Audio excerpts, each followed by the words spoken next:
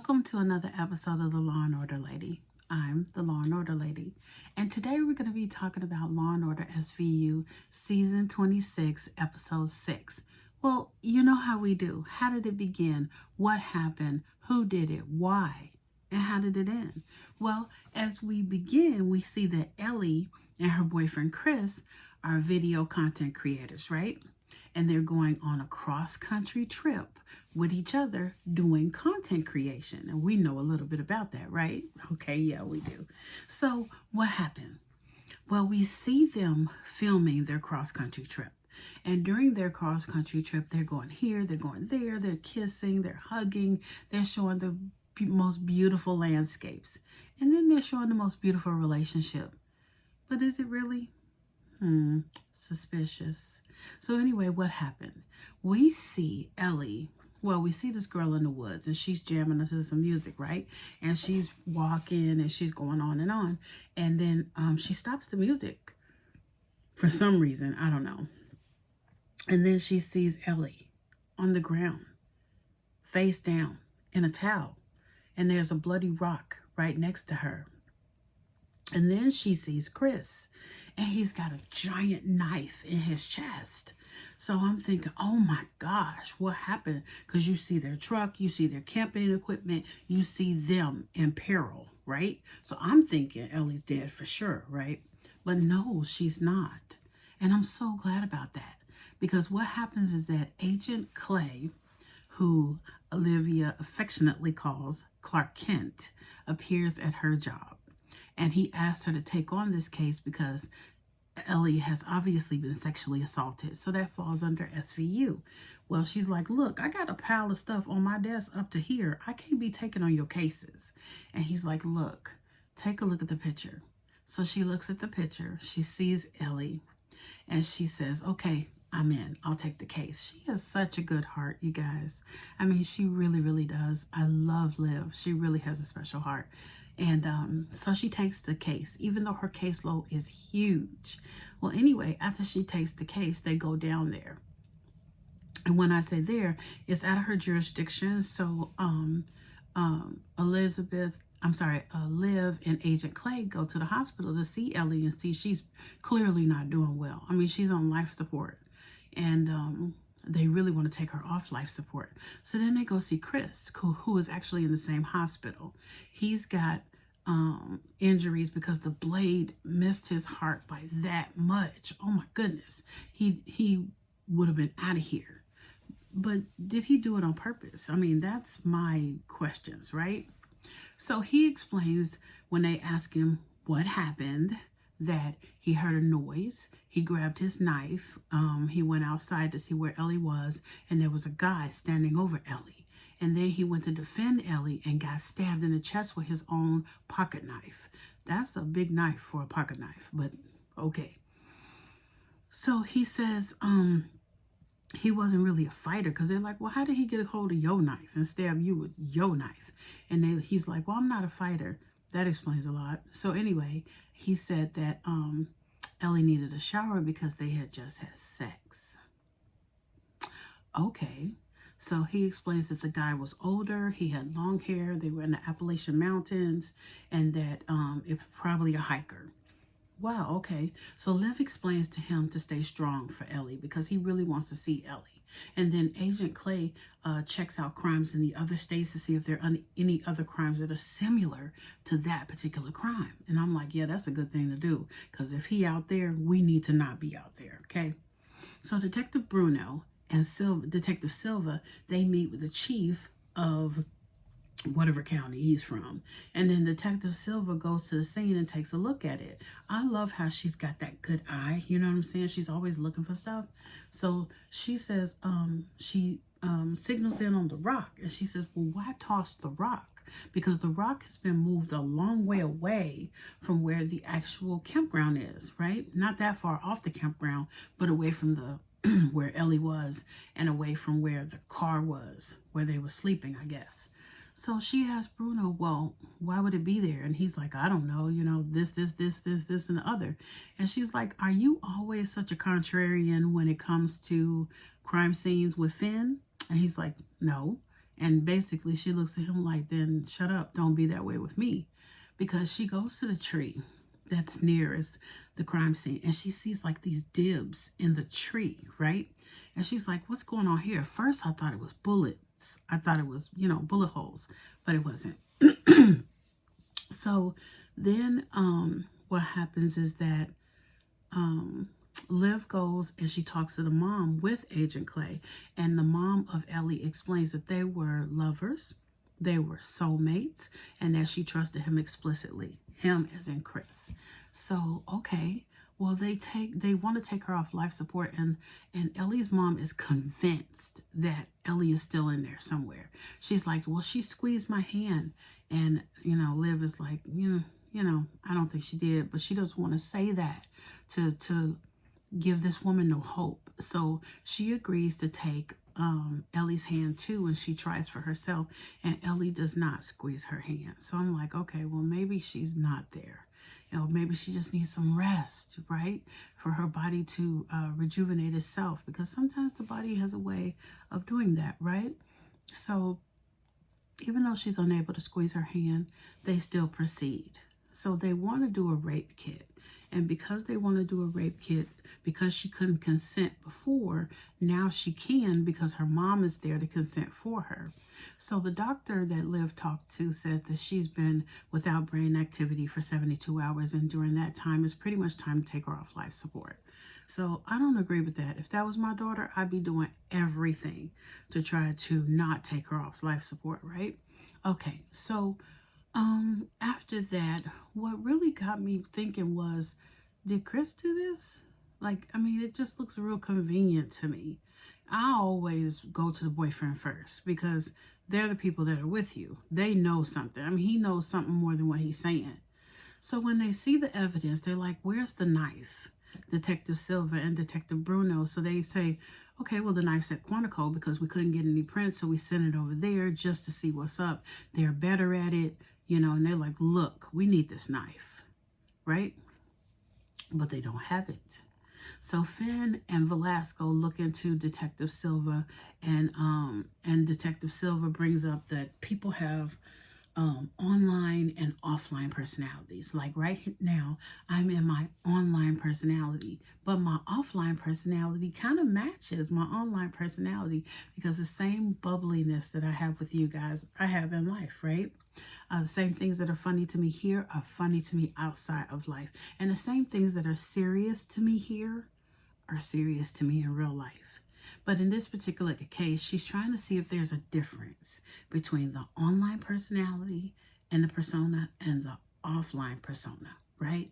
I love her. She thinks critically. So somehow they figure out that because Chris tells them, I think there was liquor on this guy's breath, the guy that attacked Ellie. And they're like, well, okay. He's like, well, it was whiskey. How do you know it was whiskey? Like, you just an expert? Oh, yeah, that's bourbon. Oh, yeah, that's Cavassier. Oh, gin. No, he says it's whiskey. So anyway, I'm just being facetious, but you know I'm getting it, right? Like, how does he know? So anyway, they track down Ellie's friend who talked to her the night before this particular incident happened. And she says that Chris and Ellie were fighting, and that Ellie went to some bar. And they say, well, where's the bar? So they track down the bar. They track down the barkeep. The barkeep was said by Ellie's friend that she had been getting drinks for him for free. He was trying to liquor her up, basically, to get with her. So they talked to that guy, and he's like, look, you know, yeah, I gave her the alcohol or whatever. And they're like, yeah, you were trying to get with her. You raped her. You spit in her hair. Because they found out that the semen matched Chris, but there was spit in her hair. Like, don't. Like, how nasty. You know, spit in her hair. Wow. There's a gnat in here. But anyway. So they ask him, they say, look, we're going to need to swab your mouth. And he's like, okay. I was mad because I gave her all this liquor and she basically wasn't giving it up and she left. So I spit on her. You nasty mother bleeper. Okay, you nasty. That's so nasty. Oh, so they arrest him because in New York City, that's considered assault. If you didn't know that, that's a little knowledge for you today. So don't be going out spitting on people, period. But definitely don't be doing it in New York because that's considered assault. So he tells him he had an alibi. He had nothing to do with it. They find out that he really didn't have anything to do with it. So they go back and they talk to Chris's mom because she's just arrived. She comes in, talks to them rather, and she got like an attitude. She's like, look, don't be talking to my son. He needs some rest. He almost died. Y'all get out. So she kicks him out. So now Liv is like, look, Detective Silver, you right. People have an online personality and an offline personality. Let's find out what they edited out of these particular online personas. So they get the phones and they go through it. And what do they find? They find that Chris actually was abusing Ellie. And they talked to the police officers that pulled Ellie and Chris over and were going to give them a ticket previously, but they didn't get a ticket. But because they had their body cams on, Finn and Velasco, they view these body cams and they see that in the body cam, she looks real nervous. When they're asking her, where did she get the bruise on her arm? She keeps looking over like, at her boyfriend to try to answer the question. Like, they're saying, well, where'd you get the bruise? And they're like, don't look at him, look at me. How did you get the bruise? And she's like, oh, camping, I fell, something. And he's looking at her like to see what she's telling them. And you can see in her eyes that she is desperately afraid.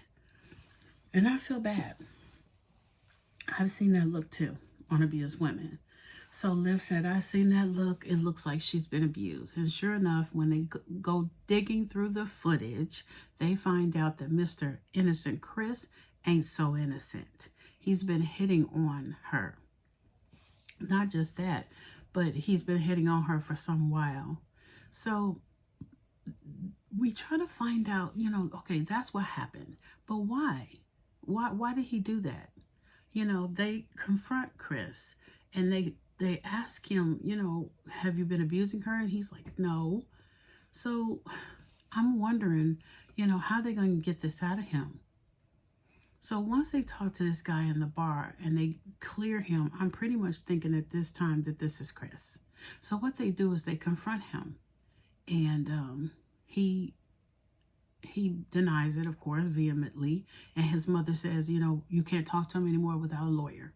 So then they go back to talk to him because now they've got the knife. They've requested the knife. They've got the knife. They go back to the scene of the crime. And the little dibs that were in the tree, the boom, boom, boom, like that, that knife matched up exactly. The bridge of that knife matched up exactly with the holes that were in the tree.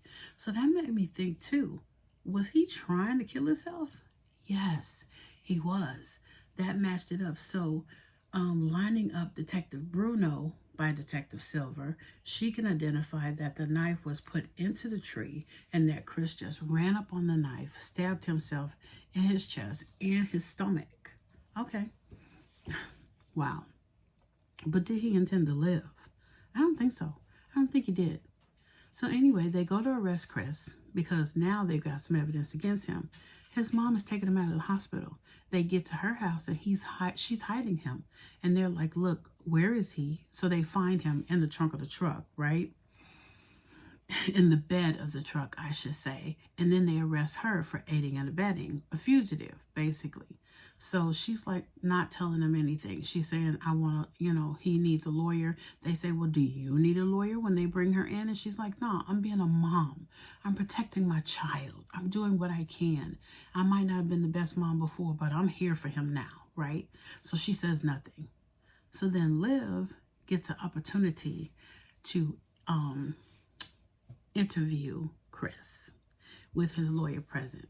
And when she does that, she really gets into him, and I can't wait for the interview, right? I'm like, oh, you finna get it. You finna get it, because you even got Liv in here now, and her heart is gold, right? So how did it end, basically? Because we know what happened. We know why, almost why, but to conclude, we need to know why and how did it end, and why and how did it end kind of coincide, right? So why? When Liv talks to him, she keeps saying, look what you did. And he's like, I didn't do anything. And she's like, no, look at the picture. Look what you did. He don't even want to look at her in the picture because she's in the hospital on life support. And Liv is telling him they're going to take her off. And he's crying. He's like, I didn't mean to do it. I didn't mean to do it. And he confesses. They got into a fight because they got into a fight. You know, when you're around somebody so long and you're in the house like we were in COVID with our kids, you get just antsy. You want to get out of there. You've been together too long. You need some air. So because they got into a fight, Ellie went to the bar. That's how she was at the bar. And when she came back, she took a shower. Well, Chris, who knew she was in a fight the night before because he was in a fight with her, assumed that because she was taking a shower and that she smelled like alcohol, that she cheated on him, which she did not. But he assumed so. So he hit her and continued to hit her, and then he hit her with a rock. And then because they had sex, they found out that he raped her to tell her he was in control of who she was and she wasn't going to be with nobody else but him. Okay. All right. So now you confessed. You're going to prison for the rest of your life because you didn't put this girl into the hospital to the point that she needs life support. And you made a false report against someone else. You set it up where the knives were on the tree, that after you did the damage to Ellie, you ran into the knives yourself to pretend like somebody else did this. Wow. So that's how it ended. And that's why. So that's why, because he was jealous, and then it ended with him being, giving his confession, and you knew that he was going to go to jail. But Liv went back to the hospital. And she grabbed Ellie's hand and she says, I couldn't have solved this without you. Because when she asked Ellie if Chris had done it earlier, she squeezed her hand. And that's how she had the confirmation to understand that they need to start getting into Chris more, drilling him to admit what he had done. If it hadn't been for Ellie, they wouldn't have solved this crime because really there was nothing there. There were no circumstances whatsoever to tie him into this, more, no evidence. So I'm really glad that Ellie had the strength to be able to squeeze her hand. But in the end, when she's telling Ellie all this information, it doesn't appear that Ellie can hear her because she's not squeezing her hand. It doesn't mean she's not in there because people are in there. Sometimes they're gone. But sometimes people are still there. And even though they can't voice it to you, they can still hear you. I myself am a stroke survivor. And I know when I was locked inside of myself and couldn't say anything, I could still hear you. I could still think. I could still want to scream out everything that I wanted to say, but I couldn't get it out. I physically couldn't get it out. I was trapped in my own mind. But that's another story for another time. But I'm really, really glad that Ellie was able to tell her what happened. Because without her, Chris wouldn't be locked up. He's never going to hurt anybody again. So that's how it ended, you guys. So if you have any questions or if you have any comments about this particular episode, because I thought it was interesting that people have a persona online and a persona offline. Do you know any content creators that you think to yourself, wow, they couldn't be that perfect, you have to think that. So sometimes, but that's interesting. And in a world of digital content, you just don't ever know what's real and what's not because we always edit out the bad, right? And we keep in the good. Yeah. Including myself. Sometimes I edit out the bad. Most time, this time, I haven't edited out any bad because it is what it is. You get what you get with me. And I'm very, very glad to share that with you guys. I look forward to talking to you guys next week. So this is the wrap up. This is the review for Law and Order Season 26, Episode 6. And I can't pronounce that word. So the title is called Rorschach. And I think that I mispronounced that. If I did, put the right pronunciation in the comments below. or, you know, give me a website or whatever I can go to in order to pronounce that correctly. But I really appreciate you guys, and I love you guys. Thank you so much for listening. Have a great week.